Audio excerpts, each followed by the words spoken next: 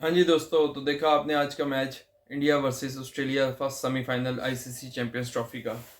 क्या ही खूबसूरत मैच खेला है इंडिया ने।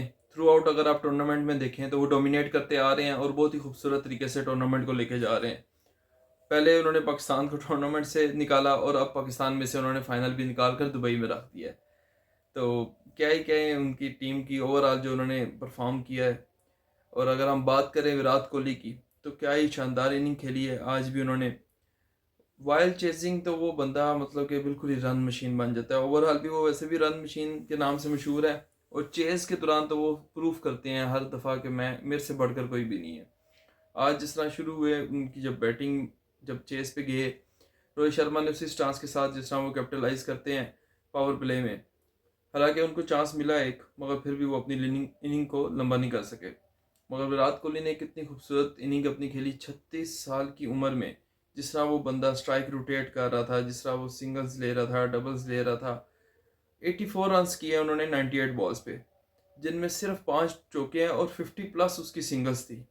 आप यहाँ से उसकी फिटनेस का मतलब कि लेवल देखें, और दूसरा उसको गेम अवेयरनेस देखें। पता कि मान लिया कि अभी मतलब कि मॉडर्न क्रिकेट है या सब कुछ है या बेसबॉल क्रिकेट आ गई है, मगर जो वनडे की खूबसूरती है कि स्ट्राइक को रोटेट करना। और वो खुद भी कह रहे थे बाद में कि मैं बहुत इंजॉय कर रहा था, मैं जब मतलब गैप फाइंड्स करता था तो मुझे मतलब मैं बिल्कुल इजी होके सिंगल ले रहा था, डबल ले रहा था, और मतलब कि मैं अपने पार्टनरशिप को बना रहा था। क्योंकि वो कह रहा था कि इन विकेट्स पे पार्टनरशिप बनाना ही सबसे मुश्किल है, जो कि मैं मतलब कि उसमें कामयाब हुआ।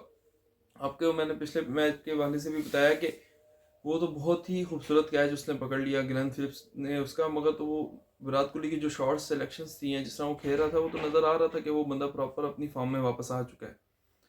तो मतलब वंस अगेन मतलब कि हैट्स ऑफ टू हिम, जिस तरह वो खेले हैं। सेंचुरी डिजर्व करते थे बट नहीं हो सकी। ओवरऑल बहुत शानदार शानदार परफॉर्मेंस रही उनकी तरफ से। अगर हम ऑस्ट्रेलिया की बात करें, तो ऑस्ट्रेलिया में स्टार्ट में मतलब कि उनका जो नया ओपनर था वो जीरो पे आउट हुआ। हालांकि उसको तो बॉल ही समझ नहीं आ रही थी, बहुत स्ट्रगल कर रहा था। बस उसको खिलाने का मकसद सिर्फ यही था कि वो बॉलिंग स्पिन बॉल भी करा लेता है, जिसके उसको फ़ायदा भी हुआ। उसने रोहित शर्मा की विकेट भी ली।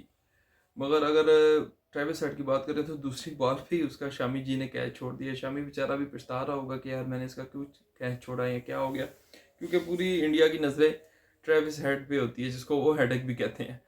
तो ट्रेविस हेड का कैच छोड़ना तो इंडिया के लिए इस तरह हो जाता है कि जिस तरह उन्होंने मतलब चैंपियंस ट्रॉफी ही छोड़ दी है, कोई मतलब कप ही छोड़ दिया। मगर फिर भी वो उस तरह मतलब कहते हैं कि जिस तरह वो इनको नुकसान पहुंचाता है या जिस तरह उसकी इनिंग होती है। आज नो डाउट वो नज़र तो आ रहा था अग्रेसिव, जिस तरह उसका स्टांस होता है। 39 उसने किया 33 बॉल्स पे, मगर थोड़ी सी जल्दी कर गया। जो वरुण चक्रवर्ती की पहली बॉल आप खेल रहे हो, किसी भी बॉलर की अगर आप पहली बॉल खेलते हो तो आप मतलब जब भी कोई भी बैट्समैन है वो एक रिस्पेक्ट के तौर पे देखता तो है पहली 2-3 बॉलें। मगर उसी तरह ये गया और वो आउट हो गया। बहुत खूबसूरत शॉट्स मार रहा था, जिस तरह कुलदीप के ऊपर वो डोमिनेट कर रहा था, और ख़ास तौर पे जिस तरह उसने हार्दिक पांड्या को मारा है। और फिर जो शामी को 3 उसने कंसेक्यूटिव चौके मारे हैं, जिनमें से एक तो एज का हुआ है, बाकी 2 बहुत खूबसूरत शॉट्स थी। अगर वो थोड़ी सी अपनी इनिंग को लंबा कर जाता तो मेरे ख्याल से ऑस्ट्रेलिया 300+ चली जाती। बट उसने 39 रन की इनिंग अपनी कंप्लीट की। उसके बाद मार्नस लैम्बुशेन और जो स्टीव स्मिथ ने पार्टनरशिप लगाई, स्टीव स्मिथ ने बहुत ही खूबसूरत इनिंग खेली। वो बेचारा भी एंड पे थोड़ी सी मतलब कि डाउन द ट्रैक आके शामी को मतलब कवर पे मारने की उसने कोशिश की, बट वो भी अनफॉर्चुनेटली आउट हो गया। सबसे जो मतलब कि जिसके ऊपर ऑस्ट्रेलिया वालों की उम्मीदें थी या मतलब कि उनकी नज़रें थी, वो थी मैक्सवेल पे। मैक्सवेल ने उसको अच्छा एक छक्का लगाया, मगर वेरी नेक्स्ट बॉल पे उसने उसको बोल्ड कर दिया, जो कि मतलब कि वहाँ से उनका मतलब कोलैप्स वाला मामला उनके शुरू हो गए थे ऑस्ट्रेलिया के। मगर एलेक्स कैरी ने ऑलमोस्ट 100+ स्ट्राइक रेट से अपनी 50 की, और बहुत अच्छी इनिंग उसने खेली। उसकी वजह से ही ऑस्ट्रेलिया ऑलमोस्ट 264 तक कर सका है। अदरवाइज तो मतलब कि जो इनके हालात हो गए थे वो तो 250 भी बहुत मुश्किल है। मगर आप ये देखें कि उनके जो टेल एंडर्स भी आके खेल रहे थे, जिस तरह जैम्पा खेल रहा था या जिस तरह दूसरे खेल रहे थे, मतलब नेथन एलिस है जो इनका, वो मतलब कि इतनी जिम्मेदारी से खेल रहे थे कि वो सिंगल डबल कहीं पे उनको मौका मिलता था, एक आधा उसने छक्का भी मारा है नेथन ने। तो वो ये कह रहे थे कि यार जितना हम स्कोर बोर्ड पे लगा सकें या कम से कम हम अपने ओवर 50 पूरे करके जाएं। मतलब ऐसा, मतलब जो अब हमारे वाले हैं वो तो ये देखते हैं कि अगर मतलब ऊपर वाले आउट हो गए तो हमारे ऊपर तो क्या है, हम भी बस एक आधी हिट लगाते हैं और बस अपनी विकेट थ्रो करके चले जाते हैं। मगर बड़ी जिम्मेदारी के साथ ऑस्ट्रेलिया की टीम खेलती है और ये ऑस्ट्रेलिया टीम को क्रेडिट जाता है और उनको भी हैट्स ऑफ है कि जिस तरह मतलब कि एक टीम जिनके 5 प्लेयर ही नहीं थे, मेन बॉलर्स उनके है ही नहीं थे, फिर भी उन्होंने सेमीफाइनल खेला। और सेमीफाइनल ये नहीं कि बिल्कुल ही मतलब कि मतलब वन साइडेड हारे हैं या कुछ इस तरह। 6 आउट किए उनके इंडिया के, और इंडिया ऑलमोस्ट 49th ओवर में जाके इंडिया ने चेस किया। ऑल्दो कि इंडिया ने बड़ा इजीली चेस किया है, मगर फिर भी ऑस्ट्रेलिया की जितनी भी तारीफ की जाए इतनी कम है। ऑस्ट्रेलिया का भी सफ़र यहाँ पे आईसीसी चैंपियंस ट्रॉफी का ख़त्म हुआ है क्योंकि इंडिया ने फाइनल में एंट्री मार ली है भाइयों। और अगर हम बात करें, जैसे हमने कोहली की बात की, अगर हम बात करें शेरियस अय्यर, जिसकी मैंने लास्ट टाइम भी बता रहा था कि बहुत ज़्यादा इसको अंडररेट किया जाता है। आज भी उसने बहुत खूबसूरत पार्टनरशिप खेली इसके साथ, इतनी इनिंग की विराट कोहली के साथ। फिर उसके बाद अक्षर पटेल को जब से ये नंबर 5 पे भेज रहे हैं, वो कुछ ना कुछ कंट्रीब्यूट करके जा रहा है। आज भी ऑलमोस्ट 27 स्कोर उसने किए हैं। थोड़ा सा मतलब क्या उसे कहते हैं कि चार्ज लेना चाह रहा था कि मजीद मैं हिट लगाने की कोशिश कर रहा था, मगर वहाँ पे वो बोल्ड हो गया। और फिर उसके बाद हमारे राहुल साहब आए हैं, उन्होंने बहुत अच्छी इनिंग खेली। और फिर जो पांडू भाई हैं वो तो रुकता ही नहीं है। इंडिया ने मतलब कि ये माइंडसेट बनाया हुआ था कि हमने मतलब कि जितनी जल्दी हो सकता है मैच को फिनिश करना है। मतलब कि हमने ये लटकाने वाला उन्होंने काम ही नहीं किया, क्योंकि उससे यही होता है कि जो मतलब बॉलर हैं वो आपके ऊपर चढ़ कर आते हैं और फिर प्रेशर आप पे बनता है। क्योंकि जो स्मिथ है वो ख़ास तौर पे कैप्टनसी में इस हवाले से मशहूर भी है कि वो नफसियाती तौर पे आपके ऊपर बढ़तरी हासिल कर देता है जब आप इस तरह की चीज़ें करते हैं, जहाँ आप बहुत ज़्यादा डॉट्स बॉल की तरफ जाते हैं। और अगर आप इसी तरह देखें विराट कोहली की इनिंग को भी, तो जिस तरह वो स्ट्राइक रोटेट करते रहे कितने मज़े से, वो किसी लम्हे भी ये नहीं लगा कि इंडिया अपने रन रेट से नीचे आ रहे हैं या कुछ। होता 264 उन्होंने चेस करना था, वो बिल्कुल इजीली लेकर गए। जब जितनी दफ़ा भी हमें लगा कि अगर कोहली यहाँ पर आउट भी हो जाते हैं तो पीछे जो रन रेट रिक्वायर्ड था वो 5, सवा 5, 5.5 का था।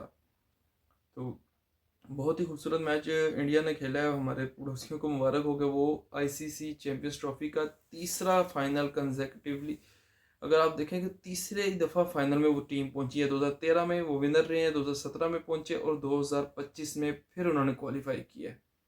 अब आप यहाँ से हिसाब लगाएं कि वो टीम मतलब कि उनका स्ट्रक्चर कितना मजबूत है, उनका डोमेस्टिक कितना मजबूत है, वो लोग जितने भी लोग हैं वो कितने मेरिट पे आए हैं। एक दफ़ा हो जाता है, 2 दफ़ा हो जाता है, तीसरी दफ़ा चैंपियंस ट्रॉफी का फाइनल खेलना, तो वो लोग डिज़र्व भी करते हैं। हर दफ़ा जब भी आप देखें जिस तरह की उनकी परफॉर्मेंस आ रही होती है, इवन के लोग कहते हैं कि वो अगर फाइनल डिज़र्व करते हैं वो फाइनल जितना भी डिज़र्व करते हैं।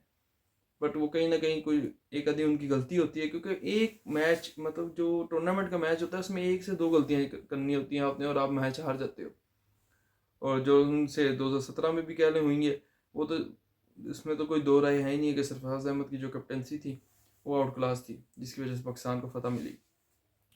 बाकी अब देखते हैं कि इंडिया का फाइनल किसके साथ बनता है, आया कि न्यूजीलैंड या अफ्रीका। दोनों ही अच्छी टीम्स हैं।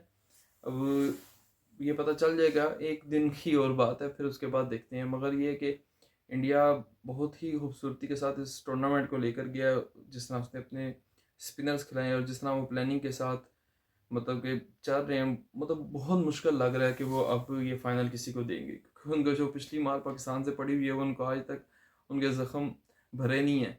तो उनके अगर ज़ख्म इसी तरह भरेंगे कि अगर वो अपनी मतलब कि मुल्क को फाइनल जितवा सके, अपनी टीम के लिए वो जितना मतलब कि कर सकें, वो हमें नज़र आता है। मतलब कि उनके जो प्लेयर्स हैं वो नज़र आते हैं कि वो कितनी जान मार रहे हैं। बाकी दोस्तों अभी आज की वीडियो में मेरे पास इतना ही था। मिलते हैं नेक्स्ट वीडियो में। अल्लाह हाफिज़।